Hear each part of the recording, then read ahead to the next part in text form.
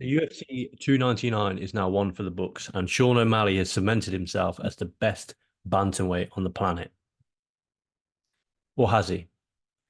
There's a certain Merab Dvalishvili who weighed in as the backup at the weekend, who is more than deserving of a title shot, and will certainly give Sean O'Malley a puzzle that he hasn't had to work through quite as thoroughly yet.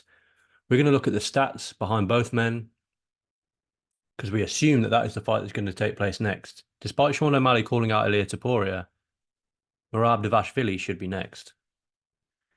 Like I said, we're going to look into the stats, and I think on paper it's a very good fight. Merab is ranked number one. Sean O'Malley is of course ranked as the champion. Sean O'Malley is 5'11". Merab Dvalishvili is 5'6". Sean O'Malley's reach is 72 inches. Merab's is 68. And Sean O'Malley is 3 years younger than Merab Dvalishvili. But I think importantly, people go to the machine that is Merab Dvalishvili and assume that he's just going to run through Sean O'Malley, take him down, batter him for 5 rounds, or even look for the finish later on in the round. Because we haven't seen Sean O'Malley's cardio properly tested yet.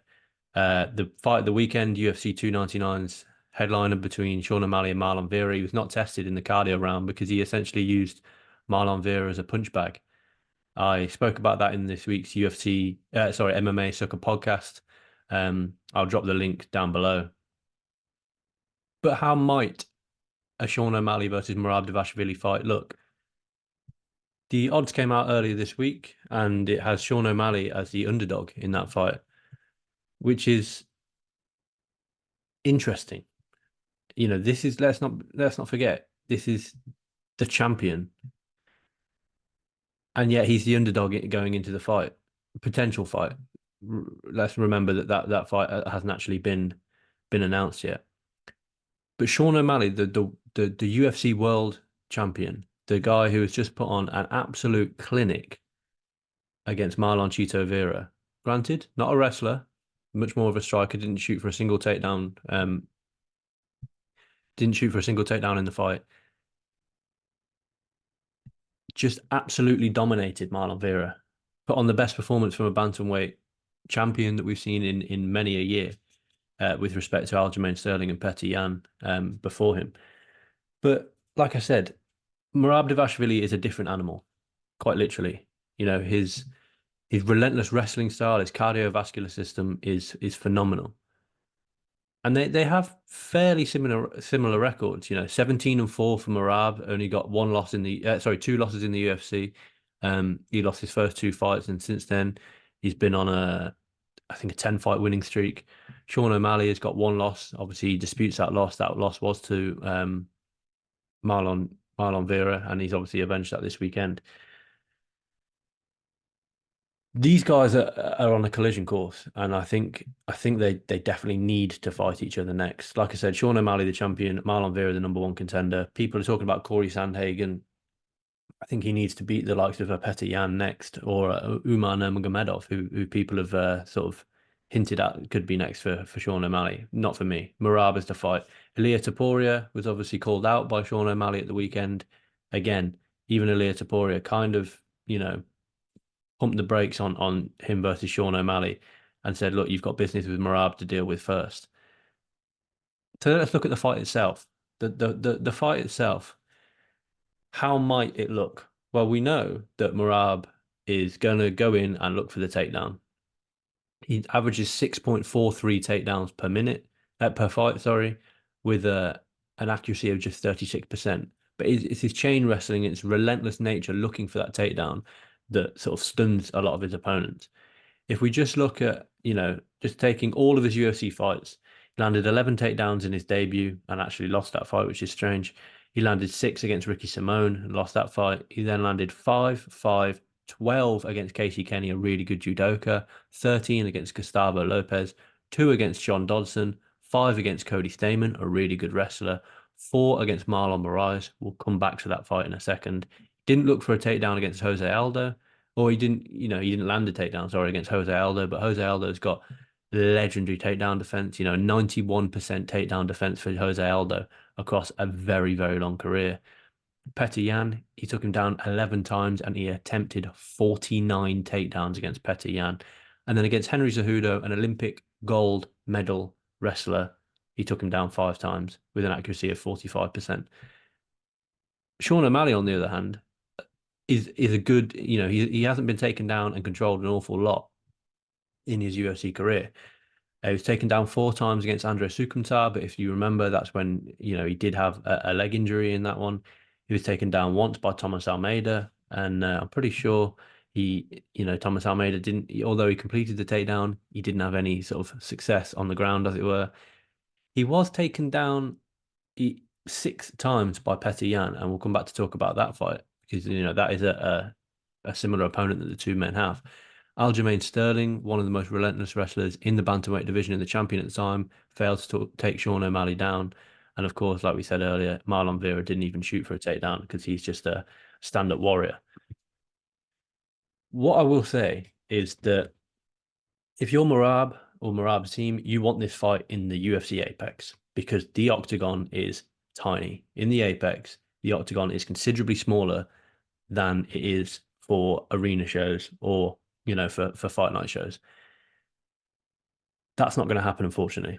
Merab would benefit from the smaller octagon because he's got a smaller space to operate in his takedown defense, and it'll be more difficult for Sean O'Malley to utilize that elite footwork that we saw at the weekend at UFC 299 and that we've seen throughout his career. Sean O'Malley will be speaking to Dana White, the UFC brass, and saying, first of all, it's never going to be in the Apex. Sean O'Malley is too big a star. This is too big a potential fight. But Sean O'Malley will be talking to Dana White and say, I want as big an octagon as possible. Put me in a football field with Merab Dvalishvili. He wants a massive open space to work that footwork, to stay away from Merab, to keep Merab at distance that he's so good at doing with his long shots. Again, we'll go on to talk about that in a second. But the size of the octagon, the size of Sean O'Malley as a fighter, as a personality, he's too big a star at the moment to ever fight in the Apex. So the fight will naturally be in a much bigger octagon, favoring Sean O'Malley massively. Now we have to go on to talk about how Merab is hittable. He's extremely hittable. Henry Cejudo, who isn't, the elite striker that Sean O'Malley is, cracked Merab Dvalishvili and had him sat almost in the seat of his pants. Marlon Moraes scored a knockdown against Merab Dvalishvili and was doing really well until he wasn't, essentially. We've seen Merab hurt, and he does, Merab does come in. He's very tight with his defenses, but that sometimes leads to him. He's more willing to take shots than, and he's more willing to absorb shots. Sorry, in an attempt to get a takedown than he arguably should be.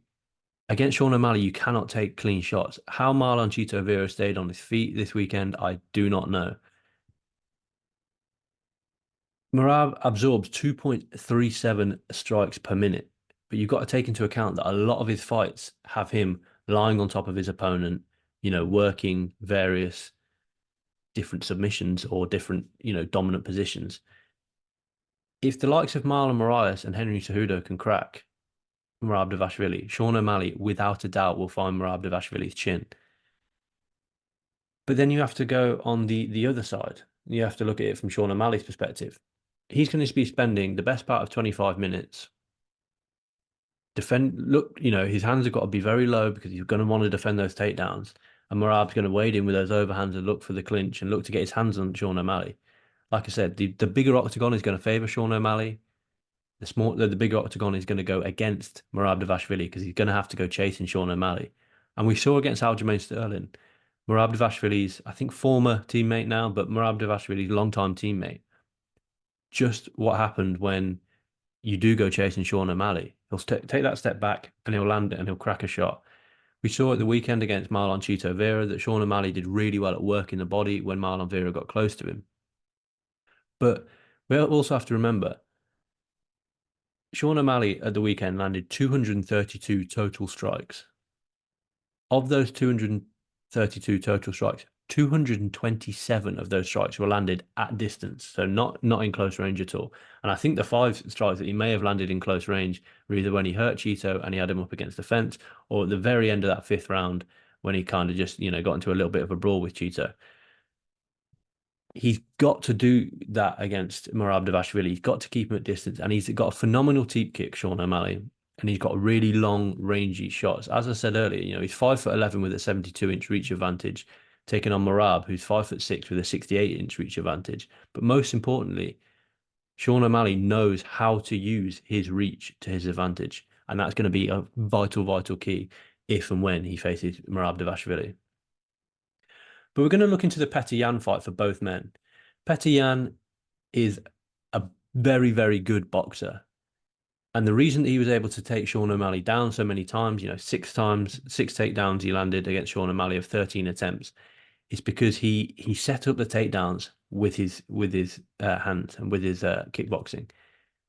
At the end of the day, Petr Yan has far better boxing to takedowns than Merab Dvalishvili. Merab, like I said, will wade in, take 3 or 4 shots on the forearms, on the guard, on the head to get his hands on you. Petr Yan set those takedowns up by using his hands, by getting Sean O'Malley to think about the boxing and the kickboxing, and then secure the takedown. And he was able to control Sean O'Malley quite well on the ground when it got down there. Now you compare Petr Yan's style of, like I said, pretty much a boxer when he faced Merab Dvalishvili. Merab gave him no respect. He walked him down and he landed his takedowns.